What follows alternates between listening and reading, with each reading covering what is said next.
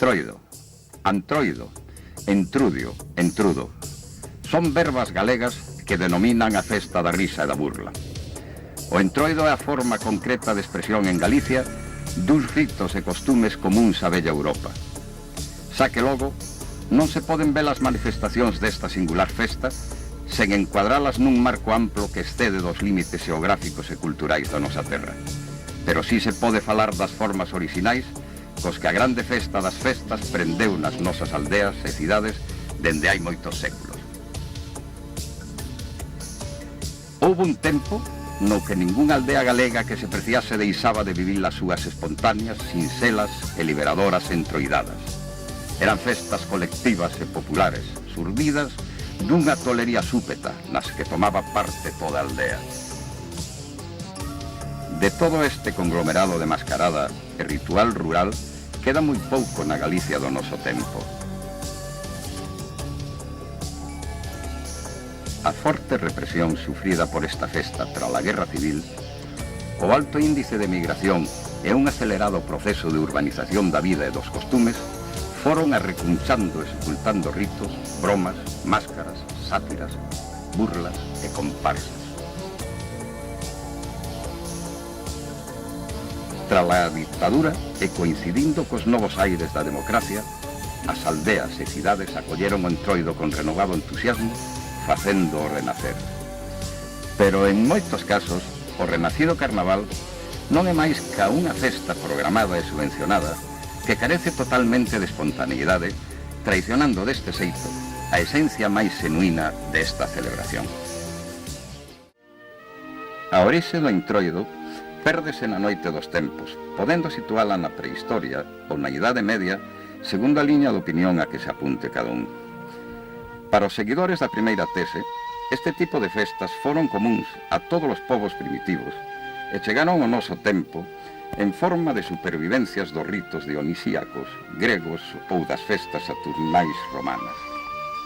Mais o entroido, co senso burlesco que ten hoxe, está directamente relacionado coas celebracións lúdicas da Idade Media que servían de contrapeso aos rigores da Coresma, aínda que non se pode negar que determinados ritos pagáns propios do comenzo da primavera e encamiñados a estimular a fertilidade están presentes no entroido rural máis antigo. O entroido preséntasenos como unha festa cargada de simbolismo. É un tempo no que os devanceiros póñense en contacto cos vivos. Os demos enmascarados circulan ceibes polas rúas. Os animais deixan o monte e corren cara ao espacio urbano, lembrándonos os tempos nos que o animal era o dono do mundo. Ritos agrarios ou fertilizantes mistúranse con ceremonias purificadoras na procura do esconsuro dos poderes sobrenaturais.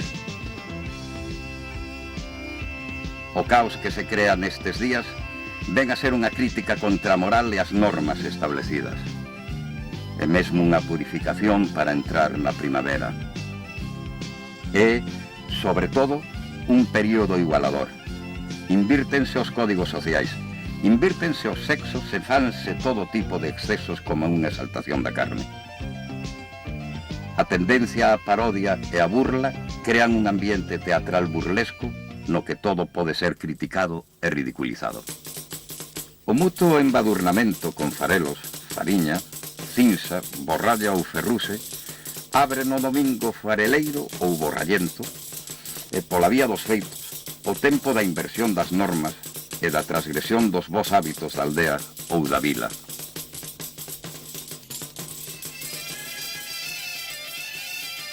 Versións duras deste tipo de enfrontamento aínda se conservan en Laza, onde se botan formigas enravesadas no canto da fariña e onde os nenos e mozos armados de farrapos untados en lama protagonizan unha auténtica batalla campal. Pola súa banda, o tradicional xogo das olas, que podería ser un rito fecundativo ou productor de auga, só subsiste en Sinzo da Limia.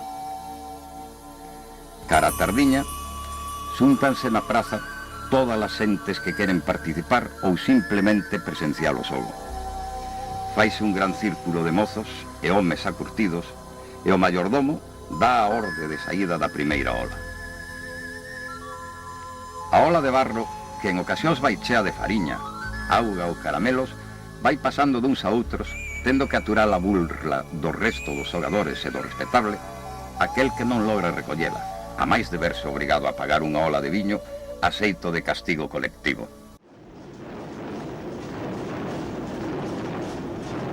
A diferencia de Laza, os folións ou fulións das zonas de Manzaneda, Vilariño e Viana non anuncian o entroido, senón que son os seus máis genuínos protagonistas, constituindo auténticas embaixadas carnavalescas que se envían unhas parroquias a outras neste tempo de festa. O folión integra prácticamente toda a xente da aldea da que procede, sen distinción de idades nin de sexo. Provistos de calquer instrumento metálico de labranza, tocan incesantemente un determinado ritmo acompasado polo estouro dos tambores e o son grave das típicas cornas. Cada folión vai encabezado por un director, seguido dos veciños que visten roupas vellas e centrada a atención nas máscaras ou bailaríns. Os folións das terras de Viana e o Bolo destacan polo seu carácter de auténtica tamborrada. Tocan ininterrumpidamente un ritmo monótono de 3 ou 4 golpes de tambor, alternados co breve e persistente ritmo do resto da comparsa. Estes folións son moi espectaculares polo impresionante ruído que mete a tamborrada e a fervosura do pequeno grupo de máscaras que lles van abrindo paso bailando o compás do son. Os animais constitúen outro elemento común a boa parte dos entroidos ourensáns. Abandonan o seu espacio natural para lembrarnos os tempos nos que as xentes dependían da natureza. Os osos, vacas, bois, mulas e demais animais das mascaradas rurais galegas son representantes das almas dos mortos, personificacións do espírito da vegetación e signos do cambio de estación. O oso é un personaxe específico e tradicional dos folións das terras de Obolo e Manzaneda. Representa a chegada da primavera, pois cando sai do toco é sinal de que o inverno se arrematou. O costume de saír no entroido xentes disfrazadas de vaca lévanos de contado a pensar na vítula ou bétula romana. En Galicia, a representación de máis sona é, sen dúbida, a morena que sae no entroido de Laza.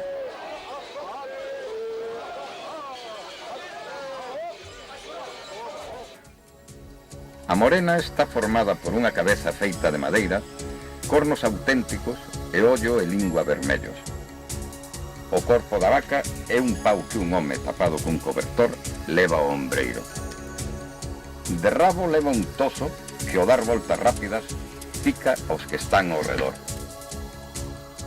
O luns pola tarde a morena baixa en procesión dende cima de vila, entre tosos e covelleiros, e embestindo cara a xente, sobre todo cara as mulleres, as que tenta de lle levantar as sallas. A presencia dun animal que arremete contra os presentes é habitual nos entroidos rurais. En Viana do Bolo é tradicional a presencia na rúa dunha mula couceadora idéntica á mula guita dos entroidos de Cataluña. O animal dedícase a perseguir os rapaces que a recantan e a dar couces a todos cantos pilla. Nos 3 días de entroido, máscaras e comparsas fanse co control das rúas nun desafogo psicolóxico que constitúe unha parte esencial desta festa.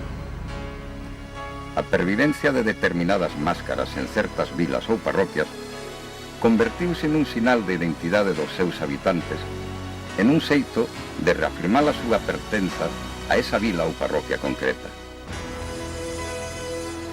Cigarrón, Emberín e Peliqueiro en Laza son os dous nomes cos que se denomina a máscara típica destas vilas e de algunhas aldeas da contorna.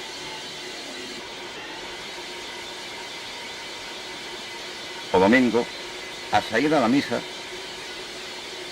ten lugar en Laza a estrena dos Peliqueiros. Situados ambos os dous lados da rúa, agardan a que a xente pase para darlle unha zamarrada de agarimo. Todo neno ou mozo de Laza soña con estar aquí algún día. Tanta importancia ten este intre para eles que xa nas vísperas bruñen as chocas e repasan peza a peza, fío a fío, o traxe para estaren o máis fachendosos posible. O peliqueiro simboliza o poder, a virilidade, é intocable, é tabú. Pódese chamar polo seu alcume, pero nunca polo seu nome. Camiñan sempre choutando, cun ritmo endiañado e apartando as zamarradas os intrusos que se estreven a porse no seu camiño. As máscaras que abren paso aos folións das terras do Golo e Manzaneda non constitúen un disfraz masivo e uniforme, senón que presentan claras diferencias ou matices locais propios de cada parroquia. Boteiros é a denominación que reciben estas máscaras en Viana do Golo. O elemento máis característico do boteiro é unha enorme careta tallada en madeira cunha pantalla frontal de cartón e arame que se adorna artísticamente con papeis e fitas de cobre. Completan o atuendo un cinto de esquilas e unha pértiga rematada nunha pequena borla e que recibe o nome de monte.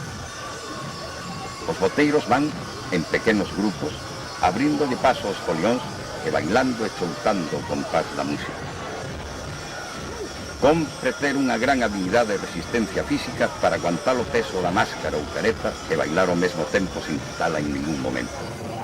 A banda sonora do entroido de Cinzo de Limia é a música das campaíñas e cascabeis dos centos de pantallas que corren incansablemente polas rúas da vila e compoñen unha estampa de irrepetible vistosidade. A careta, que representa un demo de expresión máis amable que malvada, é o que propiamente se chama pantalla, nome que por extensión se aplica ao disfrace e ao seu portador. As pantallas, formando pequenos grupos, buscan os nativos do lugar que cometeron a susadía de saíren á rúa sen ningún tipo de disfraz, castigando os infractores cunha rolda de viños na tasca máis cercana. A pantalla é un disfrace enérxico e viril, pero respetuoso e elegante. Ninguén se pode meter coelas e tampouco é tradición insultalas.